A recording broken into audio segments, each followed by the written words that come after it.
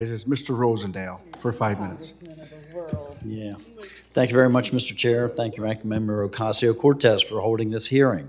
To try and create the narrative that the market is phasing coal out is simply false. You completely disregard the policies that have been put in place, no, not just by this administration, by the Obama administration as well, going back to 2017. Okay, when he was passing these same types of policies that are making it difficult for us to develop coal. And what it has done is chased investment out of the industry. It has taken the industries themselves, the businesses, and made it very difficult for them to produce this. And yeah, we have seen the bankruptcies and the closures of several mines. The simple mandates that have been placed on our electricity producers so that they have to fill their portfolios with a certain amount of renewable energy has made it difficult for them to continue to rely on the dependable baseload electricity that is produced by coal. In Montana alone, I don't know where there's a greater example of this than where production has been decreased from March 22 to March 23. Our production was down 900,000 tons over the same period the year before. We saw Decker Mine closed. The baseload electricity is going away. And as my good friend, the congressman from the energy congressman of the world stated, we have to increase the production. We cannot replace the production. This is a critical part of that. We have also in Montana a checkerboard nature of the land ownership. So we have federal lands, we have state school trust lands, and then we have private property. And this checkerboard effect makes it very difficult for a private developer to come in and utilize those resources without having the agreements in place from the federal government.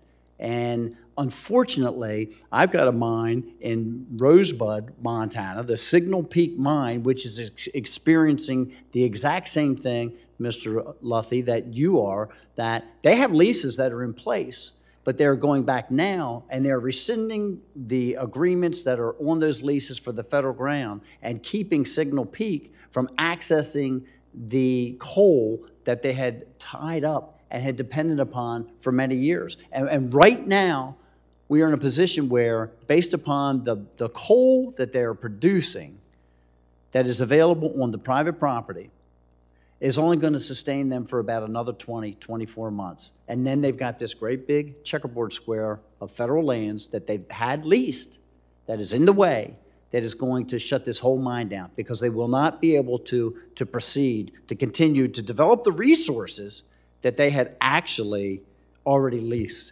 And that is a major, major problem. Mr. Luthi, you mentioned in your state's producers lost an estimated 60 million tons of production due to the inability to transport coal to your customers, resulting in state revenue loss of $90 to $100 million. How can we in Congress make sure that these producers are able to transport their coal to their customers, and how is the Biden administration currently impeding that process? Mr. Chairman, Congressman Rosendale, thank you for that question. The last series of questions, you might have seen me sitting up pretty high because these are important. You know, you're absolutely right. Wyoming is the largest producer of coal. We actually had a reprieve from the decline that has happened the last few years because, largely because, we believe of the amount of coal plants that have been taken out of production before they needed to be.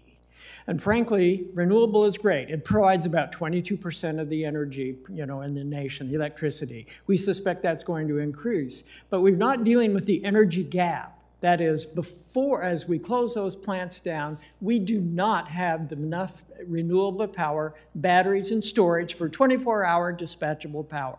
We need that type of fuel. Even today, 60% of our electricity comes from fossil fuels. Vice Chairman Hunt, Wyoming is glad you are the largest consumer of Wyoming coal. Thank you. We appreciate that. And I really appreciated some of the minority witnesses talking about CO2. That should be the target. CO2 is the issue, not coal that's being produced. We have technology. We have the ability to use that technology. Carbon capture does work. It will work. It needs time. It needs investment. But I can tell you that we can make it work. Just wanted to touch on a couple of other things. We talked about jobs. 5,100 jobs in Wyoming directly related to coal. When you close a coal plant down, even if you build a wind farm right next to it, those jobs are not comparable in terms of money, salary, or the number. There's going to be fewer jobs. It just takes less. $4.3 billion since 2003 have come to the federal and state treasuries. Renewable projects under the current federal scheme will not give that kind of return to state and the federal government. It just does not exist. And frankly, when we talk about transition, what we have seen so far is that we actually, when we talk about transition from coal country, it means they move. They leave their homes. We need to deal with this sooner. We need to be able to keep them in our homes, or their homes, their communities, rather than move to other places where they could become computer coders or whatever it might be. Miners to coders is a difficult transition. Thank you very much. Mr. Chair, I see my time has expired. I yield back. Thank you very much.